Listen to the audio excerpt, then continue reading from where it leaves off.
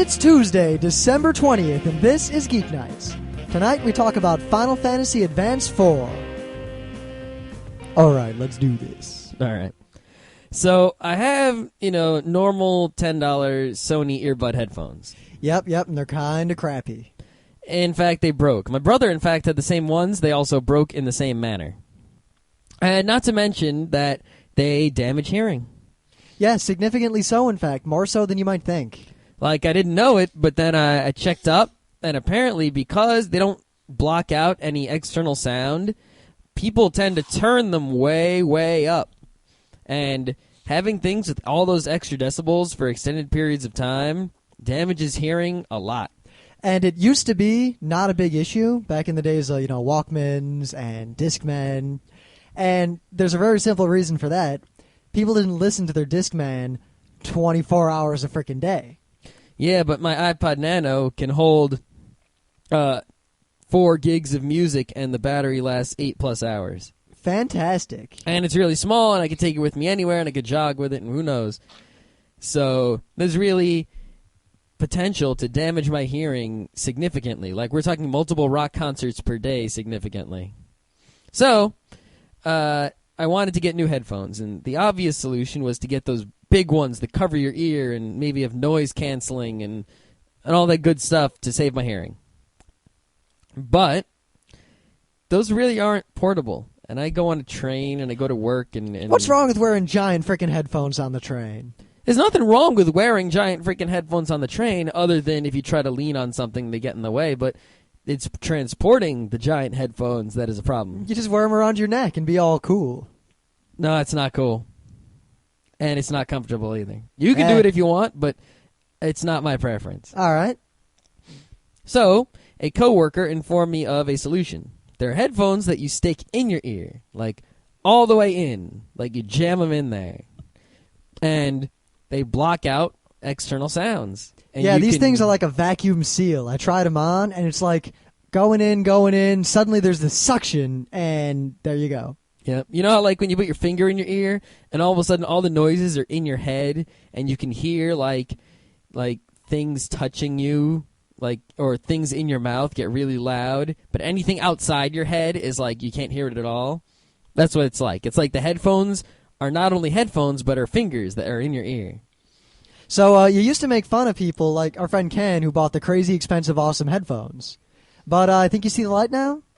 Well, those were, his were a little more than mine were. Well, his headphones are insane. We got a friend who's got like these multi-$100 velvet lined like monitor headphones of the gods. Yeah. Like they're better than our stereo. Yeah, well, the point is that these headphones are pretty much as good as headphones need to be unless you're a DJ.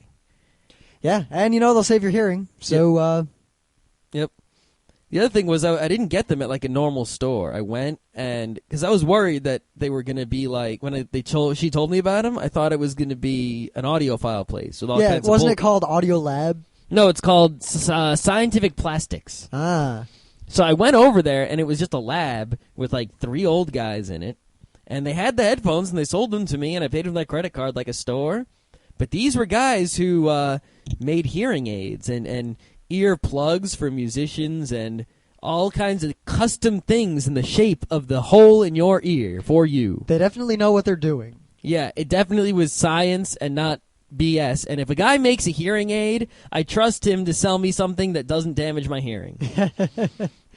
Though actually a lot of hearing aids, there are problems where they'll damage people's hearing over time. And it's a trade-off between hearing things now and not hearing things later. Well, it's if you're really deaf, then they have to put the only way you can hear with a hearing aid is make it really loud, and there's no way around that. Yeah. But these guys definitely knew what was up, and it was a cool place. I like how your receipt looked more like a prescription than it did a receipt. Yeah, it was a handwritten deal. It wasn't a store, so what do you expect? Yeah. Though in real news, most of you probably don't care if you don't live in New York, but there's this transit strike going on. Oh, yeah. So all the subways and buses and everything aren't running. Nope, not at all. And it doesn't affect us at all because the train that goes between here and the city, while it's part of MTA, the workers on the train aren't striking. Yeah, the strike is a transit union strike, not an MTA strike. So the MTA is actually pissed at the transit union. They're like, get to work, you asshats. Yep. But the transit union, which is the buses and subways, are not working. And they're going to be in big trouble. Yep, they're being fined $1 million per day. So, and if you're a worker, and let's say you make $10 a day, no one makes $10 a day, but I'm just picking a number. In the West. Okay, but but I'm just picking a number just to make the math easier. Yeah, they're fined $20 a day. So not only do they not get their $10, but they owe the government $20. Well, they owe the government $10 because they take away the $10 you would have made. Well, no, they're not making money because they're not working. Ah, that's true. If they were, well, I guess if they were working, there wouldn't be an issue. Yeah, so it's like, even though it sounds like double suck, it's really triple suck because you don't make the $10 you would have made unless you're a salary, or I guess unless you get a paid vacation. You see, the strike is a weird situation because the transit union, public workers in New York at least, don't have the legal right to strike, but they have the legal right to unionize, which is kind of weird because the primary power of a union is its ability to strike. Mm-hmm. So it was kind of like this union existed but couldn't really do anything, and they said they were going to strike, and the mayor said, if you strike, I'll destroy you, and you'll all go to jail, and they struck anyway, and no one knows what to do, and the city's grinding to a halt. Well, it's not grinding to a halt for me. I'm just fine. Yeah, because you take Metro North, which isn't striking, and then you walk a few blocks. It's great. What about the people living in Brooklyn who got to get to Queens? They can walk over the Brooklyn Bridge. Nah. If you live in Queens, don't go to work. Yeah. There were a lot of private buses driving around. There were a lot of cabs going around. The funny thing is, they're not letting anyone drive into Manhattan in the morning unless they have 4 or more people in their car. So there were funny scenes. If you look around on Flickr, on the internet, you'll find pictures of this. Expensive, like luxury SUVs with cardboard signs in the windows, let's say like Bowery, trying to pick up bums or people to sit with them so they can drive into the city. It was hilarious. Great. That's cool. Yep. Though there's a whole bunch of big news today, but this one made us very happy, and so we really want to talk about it. And the forums, I put a thing about it in already, and people were talking about it. Intelligent design lost to science, logic, and reason. Gee, I could have told you that was going to happen. Yeah, I don't know. I was worried what would happen. But I was worried that maybe the judge was going to rule on a technicality or skirt around the issue or say something like, yeah, intelligent design might have been valid, but this case specifically blah. Because this case specifically was kind of blah. The people involved were actually trying to push creationism and just using intelligent design as a cover. Yeah, I hate it when that happens, when you want the judge to say something about an issue in general, but all he does is say something about that case, which leaves all the other cases up in the air. Yep. Or the Supreme Court does that a lot. Like when there was the case of the guy who didn't want Under God to be in the Pledge of Allegiance, they threw the lawsuit out, no contest, on a technicality because they didn't want to worry about it right now. It also is kind of stupid, but... Yeah. But they threw the case out. They didn't rule either way. They just kind of said, technicality, go away. See, but in a perfect... If our country was good and not all broken, then you do want judges to just rule on the case at hand and not in general, because it's really Congress's job to rule in general. The problem is there are some cases lately that we really need an actual ruling because Congress isn't stepping up. No, they're sucking because they don't want to lose votes, so they end up not doing anything because that would mean responsibility. Accountability. Illities. People don't like billities. Congress has no illities, and they need some. They have no abilities, no responsibilities, nothing. Though not only did the judge rule against the school board, and not only did he rule pretty much exactly the way intelligent people around the world wanted him to, he went about as far as I would have gone had I been the judge in this case. He had such choice quotes as... our conclusion today is that it is unconstitutional to teach intelligent design as an alternative to evolution in a public school. Mm-hmm. And my favorite quote, the judge actually said this in his decision. It is ironic that several of these individuals who so staunchly and so proudly touted their religious convictions in public would time and time again lie in my courtroom to cover their tracks and disguise the real purpose behind this ID policy. Wow. I don't know why he didn't perjury them if you thought they were lying. He said he could have.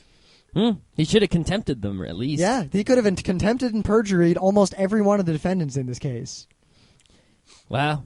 Yeah, but this is a far-reaching ruling, and due to a technicality, there can't be an appeal. What do you do if you're in a court case and a scientist comes up as a witness, as an expert witness, and he says, evolution is bullshit? Is that perjury? Can you jail him? No, because you can't be perjured for what you believe to be true. So if you're crazy and you believe and you say something that you think is true, or it can be shown that you thought it was true, they can't get you for perjury. What if I just go in and be like, the sky is green? They'll probably just get you for contempt for being an idiot. Oh, okay. Things like that don't come up often, though actually it's come up a lot recently with, not to get into it, but you know the whole Catholic Church little boys scandals that have been going around for the last, 20 years? Yeah. Apparently, and I remember learning about this in Catholic school, because I went to Catholic school in my younger days. But there is a idea in the Catholic Church called mental reservation. Because I don't know how much any of you know about Catholicism, but you have to regularly confess all your sins to a priest or you'll go to hell. Great. So you confess your sins to priests. Fine. Priests, supposedly, will listen to you, but will not ever tell anyone, no matter what you've told them. Mm-hmm. Even if, say you confess that you murdered a bunch of people to a priest, and then you get caught. And the police find out that you confessed to this priest, and they want the priest to testify. He won't. And technically, it'd be perjury if he didn't testify, or if he lied. But well, no, it's only perjury if he goes on the stand and lies. They can't force him to testify without a subpoena. If he wouldn't testify, then it would be obstruction of justice. Well, they need a summons or a subpoena or one of those things that makes him be a witness no matter what. Yes, and if they got him in and he still wouldn't testify, obstruction of justice. But is it really obstruction of justice if you don't say anything? It depends. It can be. It's do you have to answer? You only don't have to answer if you might incriminate yourself. So if you're not incriminating yourself, like if I saw you kill someone and I just don't want to say it, I have to? Yes. Or they can make me say it? Yes. Oh, I didn't know that. Yeah, which is a good thing because theoretically our courts are supposed to get to the truth of matters and find justice. Uh-huh. But you don't have to testify if it'll screw you. So, but here's the thing. Let's say I see you kill someone, right? Yeah. And they bring me in, and they try to make me talk, right? Now, all they're doing is asking me a question, and I have to provide an answer. Yeah. Now, if I say, I saw you kill them, well, then everything just goes nicely. But if I say no, then they have to have evidence that says I'm lying. And if they have evidence that says I'm lying, what do they even need me for anyway? See, things like that, I don't know. I've seen one murder trial, like one actual real trial ever. I was in the courtroom for it. Oh. And things never turn out the way you might think they turn out in a trial like that. Everyone's real ineloquent. The judge is usually kind of No one really knows what's going on. All the right. witnesses usually just say whatever. A lot of times they just you can't even understand what they're talking about. They go off on tangents. Nothing makes sense. Oh, okay, because I did listen to an audio of on this lawyer podcast of a lawyer making a really bad argument in court.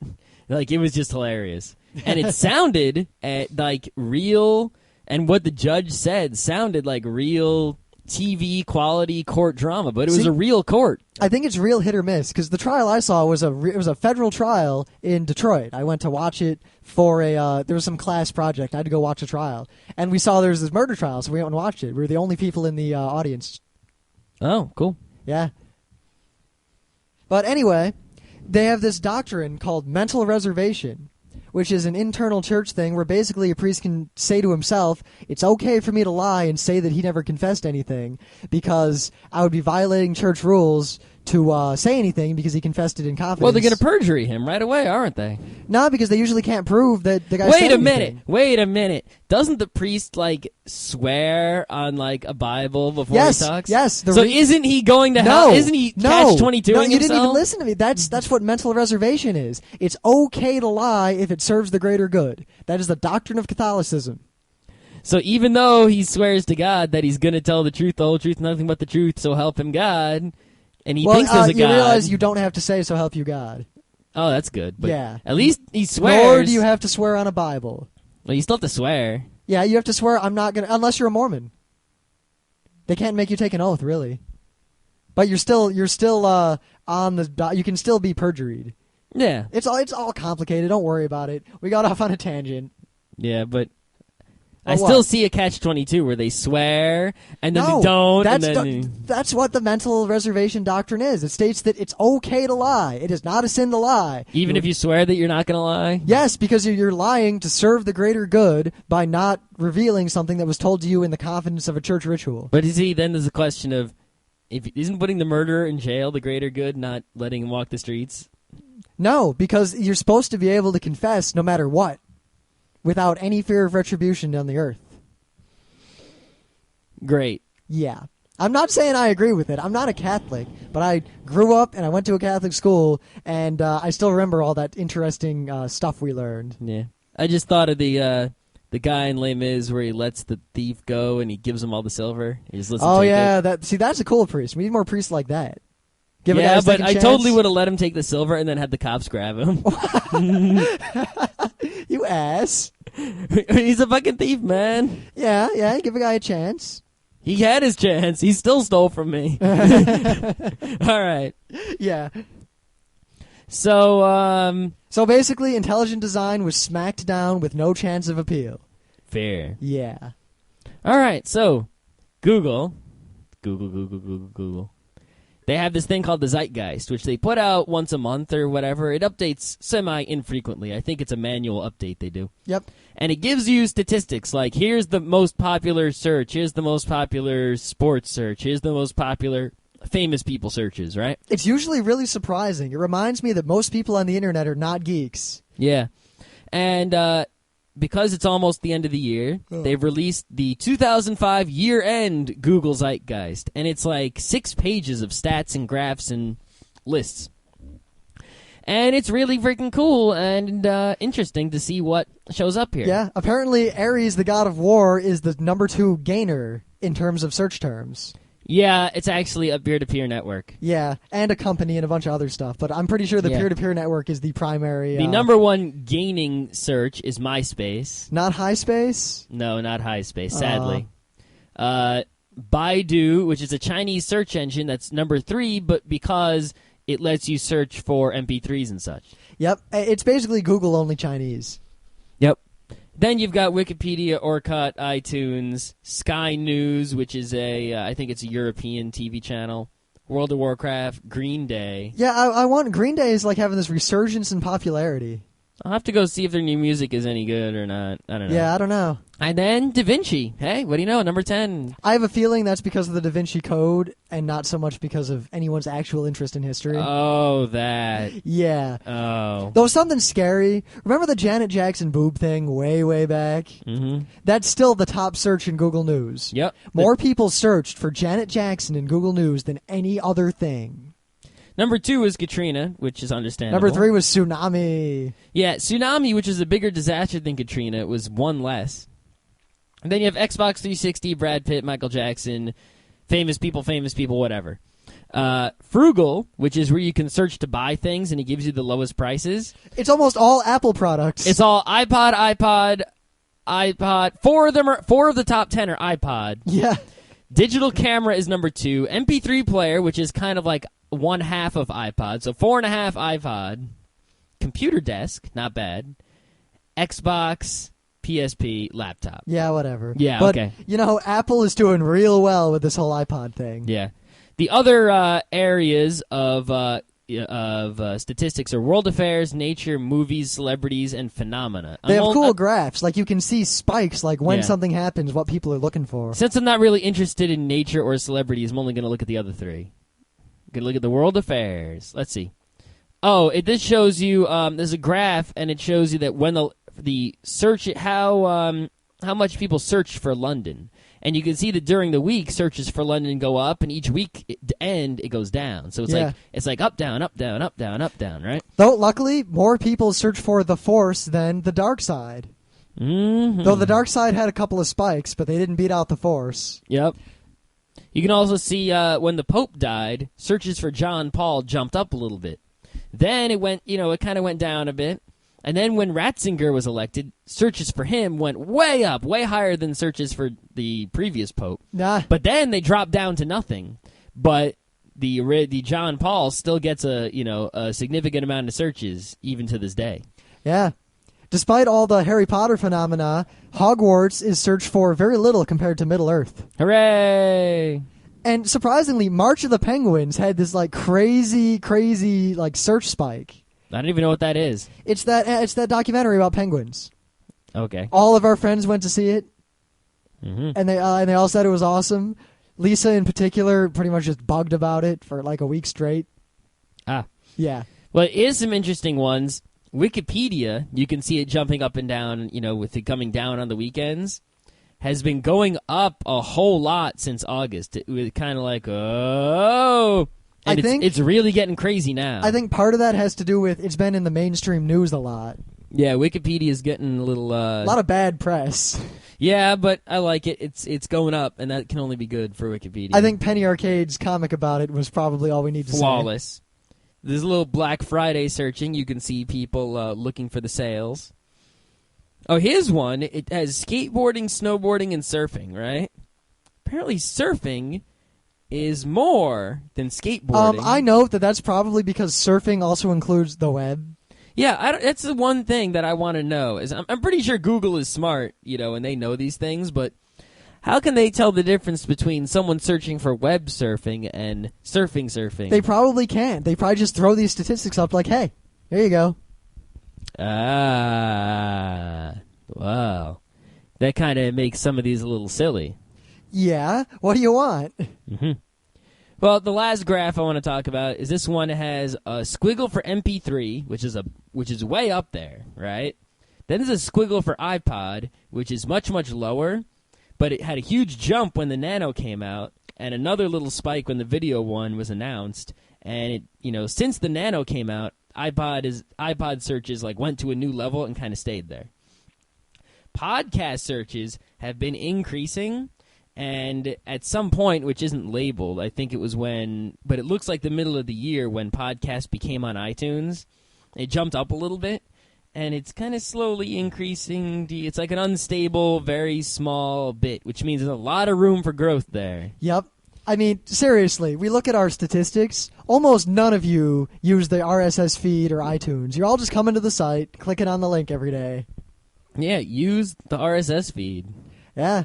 Be the new wave. Be cool. Be geeky. It's much easier. Imagine you just wake up and you go to your computer and, well, there it is. You didn't have to push a button. You don't have to visit our site. You don't have to do anything. You just automatically, the podcast will be on your computer whenever there's a new one. Of course. I mean, what do you do? What if one day we release a special episode on a Saturday and you don't check? If you use the feed, you'll get it on the Saturday. Of course, not to sabotage ourselves. Still go to the site and check out the forums. Oh, yeah, of course. The forums are very important. What you want to do is you want to subscribe to the feed and bookmark the forums and then forget about the site because the feed has everything that's on the site. The site has the links. So if you don't know what we're talking about... If you need the links, you can go to the site, but the links are also in the feed if you use a feed reader that supports that sort of I was thing. just saying because, honestly... I don't use the RSS feeds, and anything I listen to, I go to the site and click. Well, that's because you're no good. I don't even have an iPod. You don't need an iPod to do podcasting. I don't have any sort of portable music whatsoever. You should get some. I will eventually. I'm buying a new computer first. That's probably a good idea.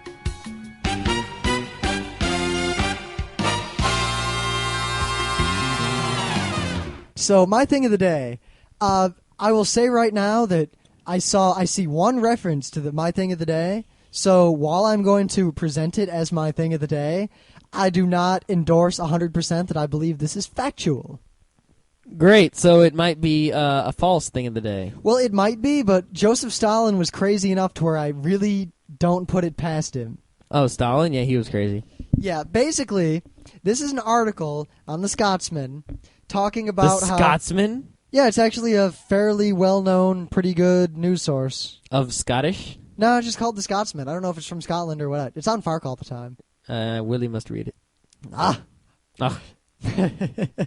Bagpipes golf. If this is to be believed, then Stalin said the following. I want a new invincible human being, insensitive to pain, resistant and indifferent about the quality of food they eat. He wanted a, quote, living war machine. So in 1926, he got the Politburo to pass a request to the Academy of Science to try to make a monkey man hybrid soldier type creature. So they tried, supposedly, experiments of breeding humans and monkeys, artificial types, not, bestial ways. Ew. Yeah. And they tried to impregnate a bunch of women with monkey sperm. Didn't work. Tried to impregnate a bunch of monkeys with men's sperm, or like fertilized human eggs. Nothing worked. Monkey. And eventually, the scientist who was in charge of it was sent to jail for failing. Oh. Yeah. So, God Shemad, I want my monkey man. The thing is, the one question I have about that is, why do they think a monkey man would be impervious to pain and not care about what food you give it and all those things? I think they just wanted an animal that was smart enough to use a gun or dig a trench, but not smart enough to want anything more than food at the end of the day. Because the Soviet army had a lot of trouble in those days feeding its army. You could have just trained monkeys. Yeah, I don't know, but they wanted to make some sort of monkey man. And they failed. Great. And that's the end of that. And there's a picture of Stalin. If you just waited like 1,000 years, some of those monkeys might evolve into like Cro-Magnums or something. Dr. Zaius. Oh, Dr. Zaius. So what's your thing? Well, you know what the best airplane ever is? To me would be the F-22. No, it's not the best airplane Or the ever. F-117A, because I think it's cool looking. Oh, the triangle pointy one? Yeah. Yeah, it's cool, but it's I'm not partial to the F-16 because it's so widespread, and I actually sat in one once. Doesn't it have that pointy bit at the front? It's the basic fighter jet. The It gray has one. that like pointy needle in the front. Oh, though. yeah, with a hole in the end of it. Yeah, that one. But no, none of those are quite as cool as the SR-71 Blackbird. Ah, the SR-71 Blackbird. Completely useless and completely scary. It was actually really, really useful back in the day. It's Well, just it was- not useful now. it It's was just fast. It's real fast. In fact, it's still one of the fastest planes ever made, not counting the X series, which aren't really planes. They're just rockets Yeah, like the that go scramjet sideways. and whatnot. But Yeah. the X-Men got more use out of the Blackbird than the U.S. military did. Yeah, yet they could somehow fit people. You realize there's no cargo space in a Blackbird? Yeah, yet somehow they have like tons of people in it, and it goes into space, and God knows what they do with this thing. Yeah, I remember in the cartoon, because they skipped a lot in the cartoon, and at one point, like, suddenly they're all sitting on the Blackbird going into space, and then they crash. Yeah, I think, And then, the Dark Phoenix saga. I think they just have a really big SR-71 Blackbird on X-Men. because that works. But anyway, I found all of the diagrams of the SR-71 Blackbird Ooh. online. Let's Now- learn how to fly one.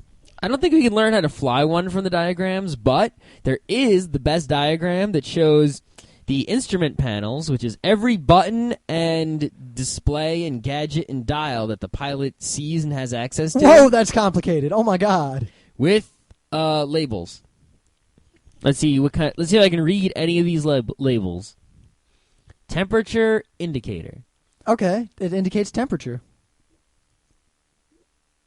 Fuel and something control panel. All right, great. Let's not read the labels.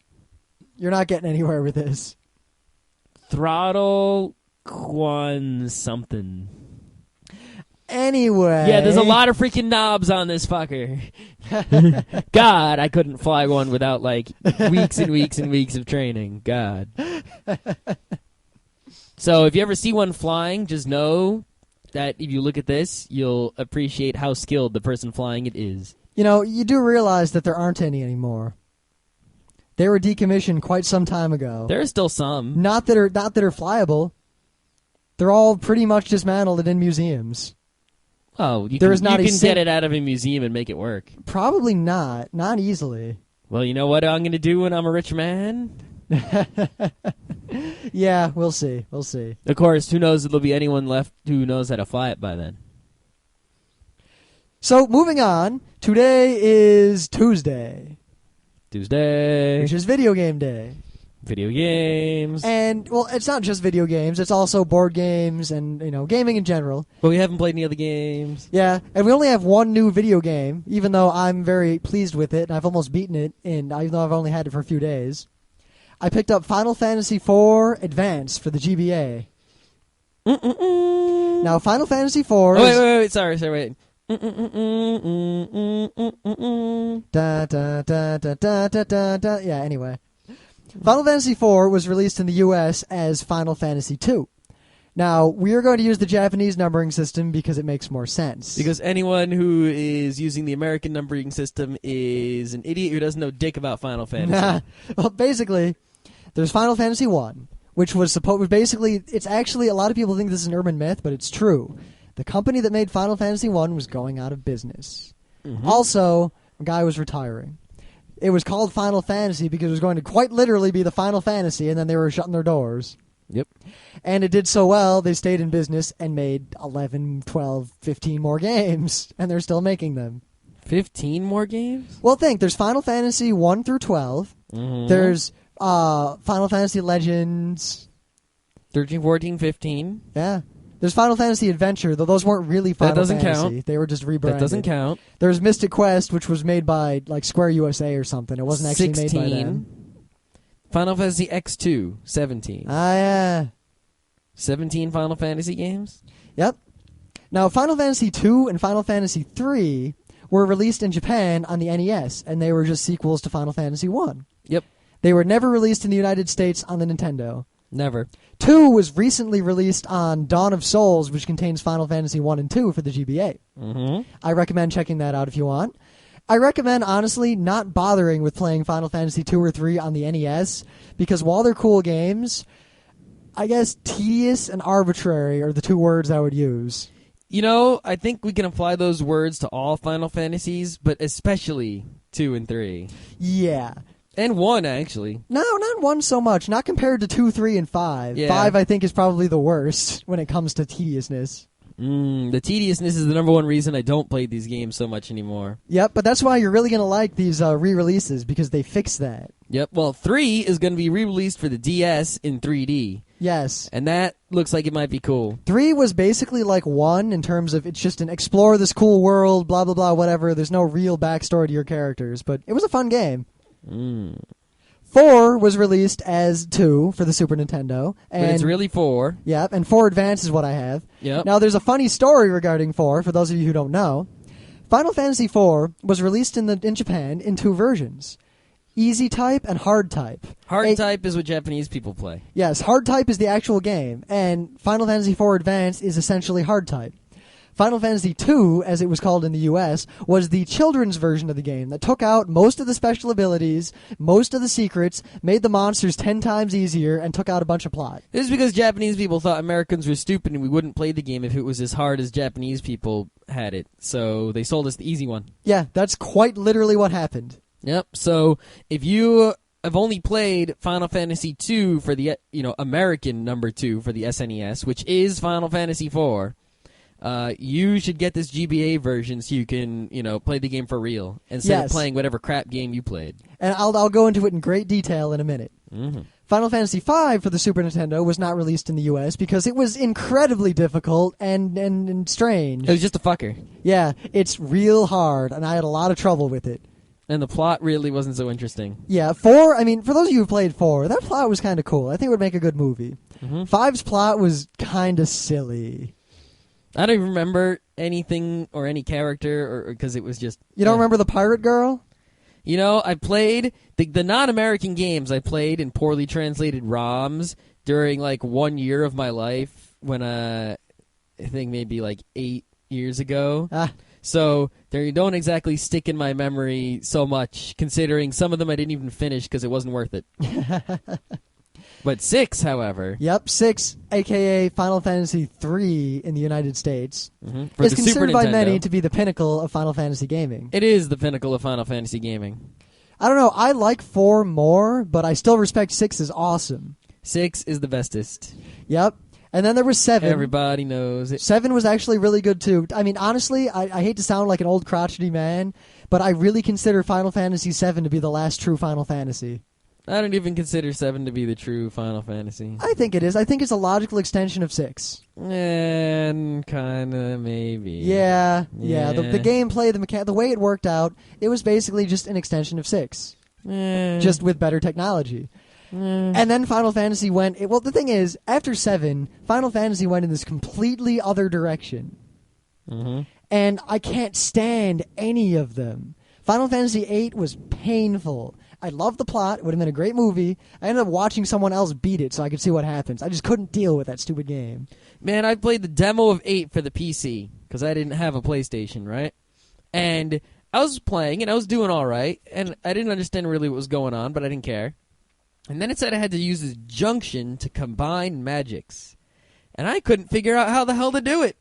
It told me exactly what to do. It's like, go to this menu and do this, and then push this button. And I couldn't make this thing happen. The menus are just so complicated. In about 5 minutes, I gave up, and I said, screw this game, it's not worth it. 9, someone else got 9 the day it came out, and I watched them play it. And it would look better than 8, and it seemed to harken back to previous Final Fantasies with, like the character who looked like a black mage and that sort of thing. But it still had a lot of this tedious kind of stuff, and, you had to really, like, walk around. And it wasn't like exploring like Metroid where it's interesting to find new things. It was like a giant place of tedious exploring, And Yep. they even had stupid stuff like this card game you would have to play with all these people if you wanted to get these cards that gave you power or something like that. Just, And then, 10, 11, the MMO, 12 is coming out now. And Yeah. apparently 12, I haven't seen much about it, but there's basically 3 generations of Final Fantasy fans. There are the people like us who are like 1 through 6, old school, woot. Mm-hmm. Then there are people who love, 7, 8, 9, 10, which is fine because people are entitled to their opinions. And That's now, only because they were born when a PlayStation was the thing, and they got a PlayStation as their first real system, and we got an NES as our first system. Yep. Think there's going to be kids who get the Xbox 360 as their first system. Scary. Very scary. Apparently these people are looking at 12 the way we looked at 8, as it's a departure that they don't like. I'm ambivalent. We'll see when it comes out. I'm ambivalent because I haven't played Final Fantasy in years and years and years. Yeah, we'll So see if it can bring me back into the fold. Yeah, I don't know if it's going to bring me back in any fold, especially if I need a system I don't have to play it. But they'd really have to do something crazy, to make it a game I'd want to play. Because at this point, I don't really care if they make like it into a dancing game or like a girly game or. Well, there was Chocobo Racing. There was. Yeah, it's not that bad. And Chocobo's Dungeon. There was. Yeah. Chocobo's Dungeon sounds like it might be fun. Is it fun? I actually haven't played it, but Chocobo Racing I kind of liked. I'll have to go find those. Yeah. But basically, to not get off on a longer tangent about Final Fantasy, the last Final Fantasy game we really played was Crystal Chronicles. Oh, I guess that kind of counts. Yeah. So that ups the count of Final Fantasy games, doesn't it? And just now, Final Fantasy IV Advance came out, and I bought it. And I am now going to go into great detail on it, because it's the only new game we have. And actually, I gotta say, this is well worth buying. Final Fantasy IV Advance is fantastic. 1, it is the Japanese version. It has all the complexity and all the coolness of the Japanese version. Nothing is spared. In fact, the only thing that has changed between the original Japanese one and this one is that the pornography book that you can find in the developer room is called the magazine. But it still does the funny thing where the screen goes red and your character says, like, whoa, that's my kind of book. It's not. Doesn't say pornography book? No, but it didn't say that in the American version either. All right. Yeah. I mean, like, they changed so much in Final Fantasy II America for the U.S. And silly things, like, they took out some of the romantic things. They removed a bed because they didn't want to imply that 2 characters were sleeping together. And in perhaps the silliest censorship ever, there's a part where Rosa, the white mage and protagonist's lover, is kidnapped by the evil guy.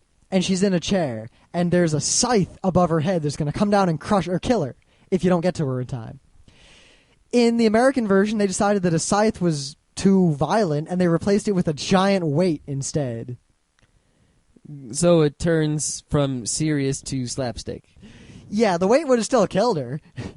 It was just a different form of violence. Okay, great. Yeah. Who thinks up these things? I don't know. But this not only... I mean, this is really pure. Final Fantasy IV Advance is pretty much the real deal. Real deal is good. We don't get the real deal too often. It's also a slightly updated translation, and they've added plot. Not like new plot, but they've added a lot of exposition and explanations, and things are a lot more clear. Like, some of the plot points, if you played through the original American version, didn't make sense. Like, why are we suddenly going to this place to do this thing? This is just silly. It suddenly all makes sense. Like, oh, because of this and this. I'm purposely avoiding spoilers because I don't know how many people have actually played this game. But suffice to say, this translation makes the game make about 1,000% more sense. Because a lot of things in that game was just like, oh, that's the next place to go, and then something happens. And I didn't really know the characters so well when I played 2. I mean, US 2. Yep. Because, it's like, okay, he's that guy. He's that, and they were just kind of like these stereotype shells of characters. Not like 6 where the characters were full and you knew who they were and what they were about and all that kind of thing. Yep. This one, you actually know a lot about the characters. It really gets into it. I felt so much like it's pretty early in the game. Basically, you commit genocide. Way to go, your character. You start this game as a dark freaking knight, and you're the head of the Red Wings, which is this Imperial Air Force for the nation of Baron. And you go around killing people, and you're just pretty much a bad dude. And kidnapping the president by ninjas? Yeah. Yeah. That was terrible. Okay. And in this game, it really goes into how bad the guy feels as he starts realizing what he's done, and it's... I mean, I'm really trying not to spoil much, but it's a really good translation. The other one, the guy didn't really feel bad till after. He would just kind of... It was implied, even. He didn't say anything. He was just like, oh, oops. Yeah. The dialogue is much expanded. That's good.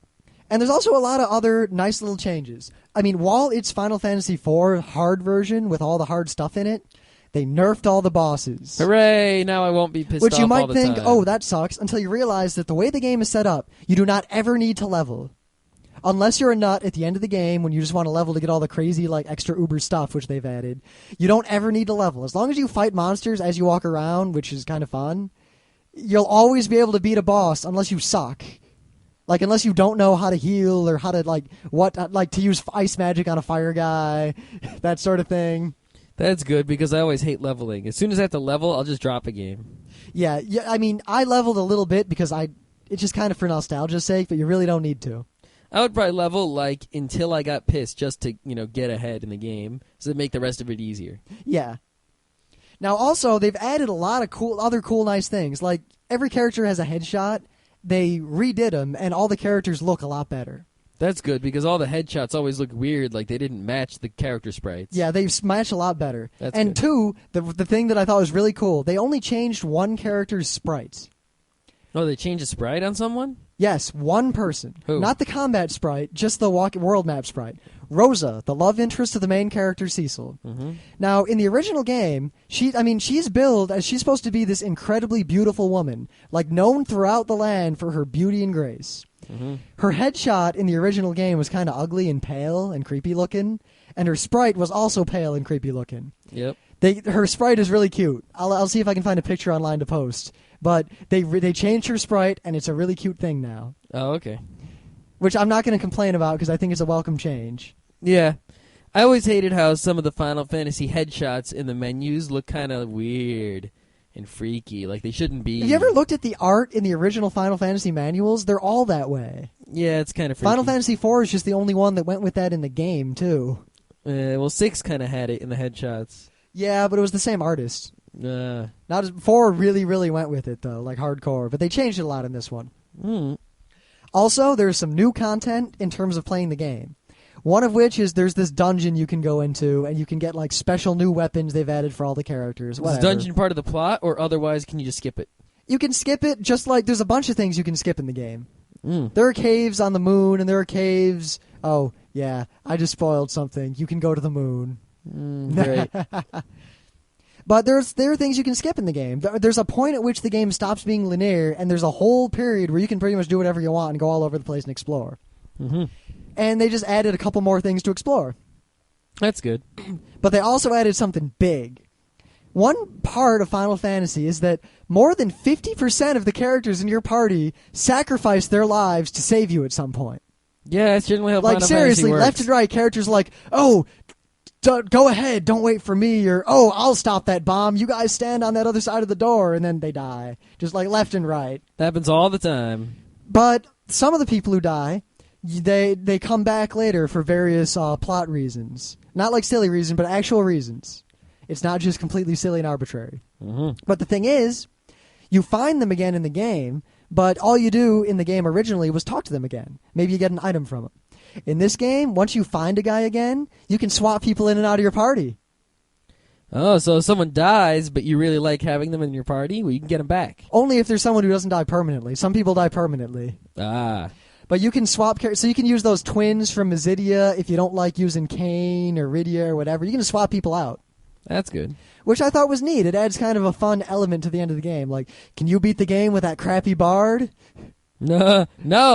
He's crappy. Oh, and while the translation is very, very, very accurate and cool now, they left one of the inaccuracies from the original English translation in on purpose. Tella still calls Edward a spoony bard. That was was a gross mistranslation that was left in because it's so well known. Okay. Yeah.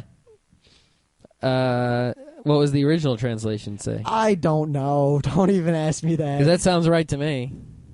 Yeah, it was something in Japanese, and they took a lot of liberties in the English translation. Well, they kind of have to when they're limited by number of characters they can write. Yeah, because you got to understand, a lot of these old translations for NES and SNES games, especially the ROMs, even more than like the official releases, you couldn't just translate into different text because you were limited as to how many characters you could have in any given conversation. So if the bubble. original Japanese, someone said like 100, characters worth of text, then in English, all you had was 100 characters worth of text for them to say something. And they could use tricks and add more or less characters sometimes, but they were still limited. Mm-hmm. So it was very difficult to translate things so they would fit. This version of the game doesn't have that problem, so the translation is very good. Mm. And I guess one last thing, this might bother some people, or you might not notice. I only notice because it's my favorite Final Fantasy. I'm kind of a nut. But the GBA, for whatever reason, they removed a lot of the 3D effects from the game. There were just a lot of like 3D mist effects over certain areas of maps, or there would be a 3D like crevice in holes that you'd walk by and it would scale as you walked around them. They took all that out. See, I don't get that because Golden Sun has all that kind of crazy stuff going on all over the place, and that's a GBA game. It doesn't have a problem. See, I think it's because Golden Sun was made for the GBA, so they used all the GBA tricks. This game was made for the Super Nintendo, used all the Super Nintendo tricks. Do you really think they just put an SNES emulator on the cartridge and put the ROM in there and then modified the ROM and that was that? You really don't think that they recoded it for the GBA? I don't know. If they recoded it for the GBA, they didn't do it crazily. Maybe they were limited by memory. I don't know. Yeah, maybe they tried to make the game cheaper by putting it on a less memory GBA cartridge. Because Final Fantasy IV and Final Fantasy VI did push the SNES in a number of ways. Well, anything that used Mode 7 was pushing it. Yeah. Mode 7 is kind of like when people use that brand new feature on the video card that's only in the newest DirectX. And no one can get a good frame rate no matter what card they have. That's what Mode 7 was. Yep. But I guess kind of to wrap this up, in conclusion, blah, blah, blah. One, if you've never played an old school Final Fantasy, pick this game up. Oh, yeah, if you're one of those people where the first system you had was like PlayStation, and the first Final Fantasy you remember was Final Fantasy VII, and you think that's like the best game ever and whatever, you got to play this right now. Get a GBA, SP, or DS or something and play this. Because then you'll realize, oh, I was wrong. I've been living in a dream. Or maybe in the very least you can see kind of where these games came from.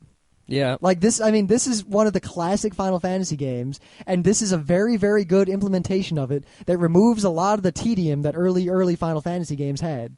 Yeah, because I noticed a lot of people might, a lot of people like 7 will go back and they'll try to play 6 or 4 or something, when someone tells them that that's the real deal. But then gameplay things that have been fixed in the newer ones like 7, 8, 9 that still existed back then will piss the people off to no end, and no matter how good the game is otherwise, they'll still be all on it. Yep. So this GBA one can help fix that, and you'll realize, that the games didn't suck. And 2, if you've played all those old games and you like Final Fantasy IV, you have no excuse not to pick this up. This is fantastic. I am reliving my childhood through this game. Let me put it this way. For those of you who have actually played the game, I picked it up last Friday, and I didn't play it that much over the weekend because I was busy doing various things, and we had a friend over and we were doing all this stuff. But basically, I am already at the point where I'm going to go into the sealed cave and get that last crystal. All right. Yeah. That's quite a ways. So that's all we got for today. Kind of peter out here. We only had one game. It was the Final Fantasy.